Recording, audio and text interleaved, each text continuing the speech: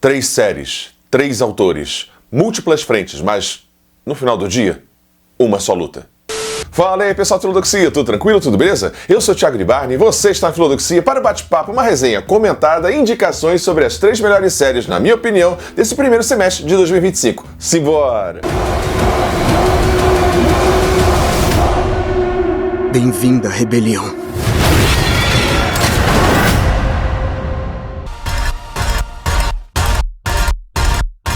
Adeus, Marqués.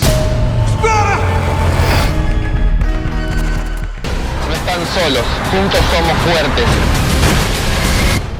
Hay algo más.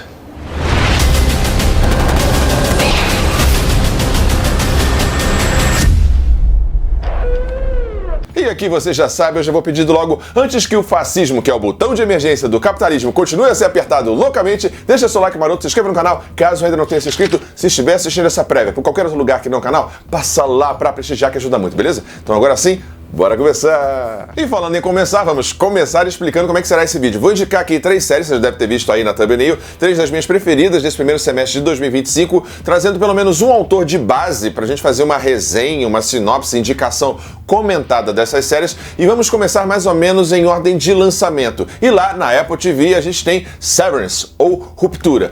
E aí Ruptura você tem a direção de Ben Stiller, você tem um roteiro muito bom que é bem trabalhado desde a primeira temporada. Eu gosto da segunda temporada, acho que teve aí pelo menos um hiato de 2 ou 3 anos, né, de lançamento entre uma e outra.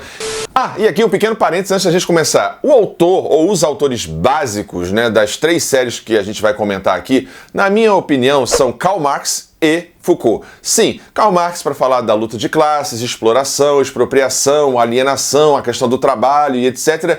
E o Foucault, sobretudo nas suas ideias, 2 ideias principais, né, que são as ideias de biopoder e biopolítica.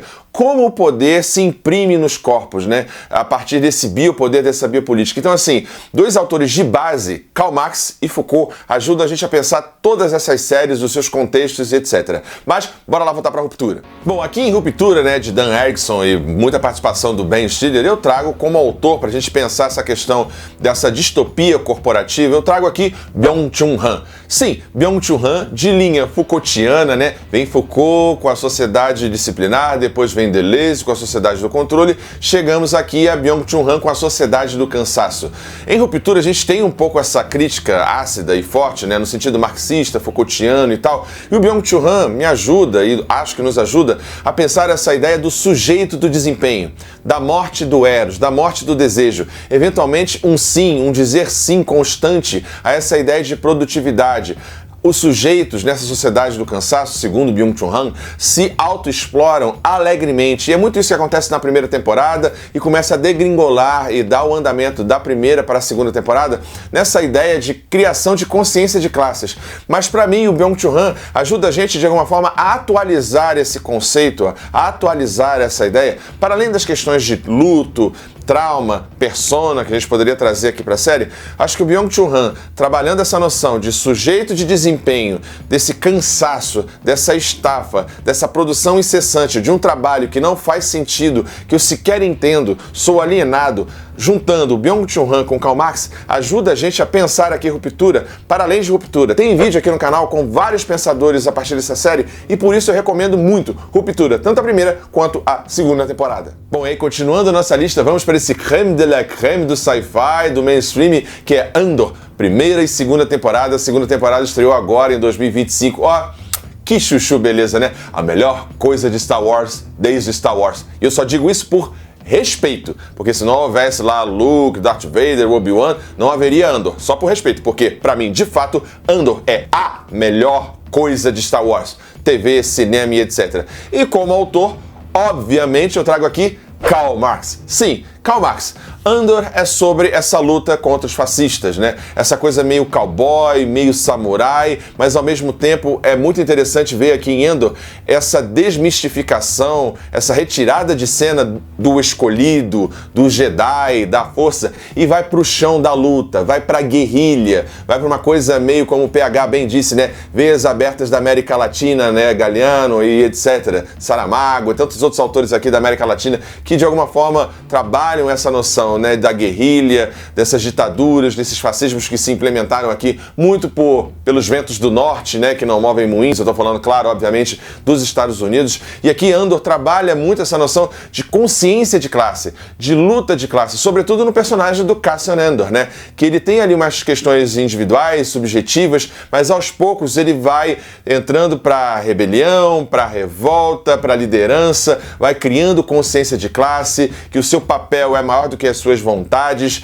Tem vários temas ali de alienação, de exploração, de expropriação, do fascismo, do totalitarismo, dessa máquina, dessa indústria, como eu falei lá no início, né? O fascismo é o botão de emergência do capitalismo. Isso fica muito claro, né, com o povo de Gorm, né, com a ideia de você explorar um meio natural, um planeta e um recurso para além da natureza, para além dos indivíduos, e vai morrer mesmo, e precisamos disso para a Estrela da Morte. Então, assim, a leitura de Karl Marx, do Manifesto Comunista, é fundamental e base aqui para Andor. Tanto é que nós temos um personagem aqui quase que do jovem Karl Marx lá na primeira temporada, né? Você tem esse manifesto presente em toda a temporada, inclusive quando um dos generais do Império se mata lá no final, né, da segunda temporada, e a gente vê ele ouvindo, pensando sobre isso, né, sobre a natureza do Império, dessa opressão que está fadada ao fracasso, que é uma questão antinatural. Então, assim, Karl Marx ajuda a gente muito, muito bem a pensar Andor. E pra gente fechar essa lista, nada melhor do que falarmos de nós mesmos, né, da América Latina. El Internauta, ou Internauta, estreou na Netflix, tem aí, vai ter pelo menos 2, 3 temporadas, creio eu, se não tiver mais. Ricardo Darín, maravilhoso,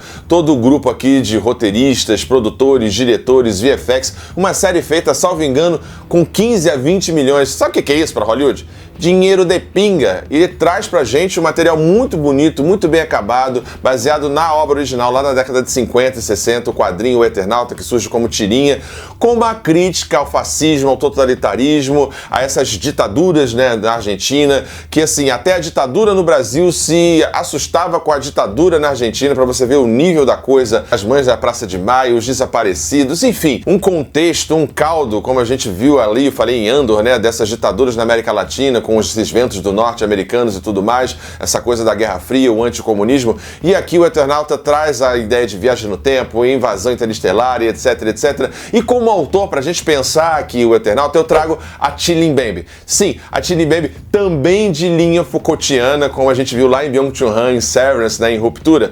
Né, o Foucault, ele fala de biopoder, biopolítica, né? O poder como rizoma, né? Ele fala junto com Deleuze e tal, o poder como essa teia, como se fosse raízes da grama, né? O poder não está centralizado, não dá para ver o nódulo do poder, ele vai se espalhando. E aqui, de alguma forma, em Eternauta tem muito isso, né? O perigo, de onde vem, de onde está, quem é o verdadeiro inimigo, quem não é, em quem eu posso confiar, quem eu não posso confiar. Mas no sentido macro, no sentido geral, a gente tem aqui em A Tilly Mbembe a ideia de necropolítica. As ditaduras, os fascismos trabalham com essa ideia de soberania do poder desse Estado, dessa ditadura e etc., através de uma necropolítica, uma política de vida e de morte. As ditaduras e os estados soberanos, né, o Tilly Mbembe fala isso, e aqui nas ditaduras, nos fascismos, totalitarismos, sobretudo, obviamente, de direita, extrema-direita, como é geralmente o caso, né, você tem aqui o Eternauta muito essa noção, né, uma política de vida e morte, o Estado implementando morte, como acontece lá no Estado genocida de Israel, na faixa de Gaza, né,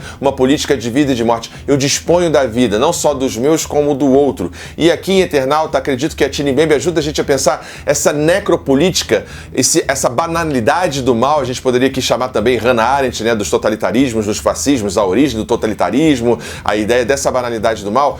Essa questão da vida e da morte como política de Estado, os desaparecimentos. O próprio autor, né, do quadrinho foi morto, foi torturado, assim como suas 4 filhas, os genros. Enfim, é uma história muito trágica, pessoal, para o criador da obra Eternauta, e que transpassa aqui na tela essa ideia do inimigo oculto e dessa noção de vida e morte como política de Estado. Então, juntando aqui a Tilly Mbembe, Byung-Chul Han, Foucault, Karl Marx, esses autores ajudam a gente a pensar todas essas séries que são, sim, umas das melhores, ou se não as melhores desse primeiro período aqui de 2025, desse primeiro semestre, que elas passam por questões que são muito caras a nós, né? A gente está aí a voltas com a extrema-direita, com o fascismo no mundo, com essa ideia de exploração do trabalho, escada 6x1. Então, assim, eu deixo a indicação dessas 3 séries, são Crème de la Crème e Eternauta, ó, um brilho, um Crème de la Crème, uma alegria sul-americana, uma América Latina na Netflix. Que coisinha gostosa, que coisinha maravilhosa. Bom, é isso, pessoal. Essa foi minha dica aí de 3 séries, das 3 melhores desse primeiro semestre de 2025 com alguns autores. Deixei de falar alguma coisa? Concorda comigo? Discorda de mim? Deixa aí nos comentários. Um grande beijo, um grande abraço e até a próxima, pessoal. Tchau, tchau. Valeu! Ajude o Filodoxia a continuar crescendo. Essa é a nossa chave Pix. Considere o clube de membros e muito obrigado por apoiar o canal. Sem você, ele não seria possível. Muito obrigado sempre.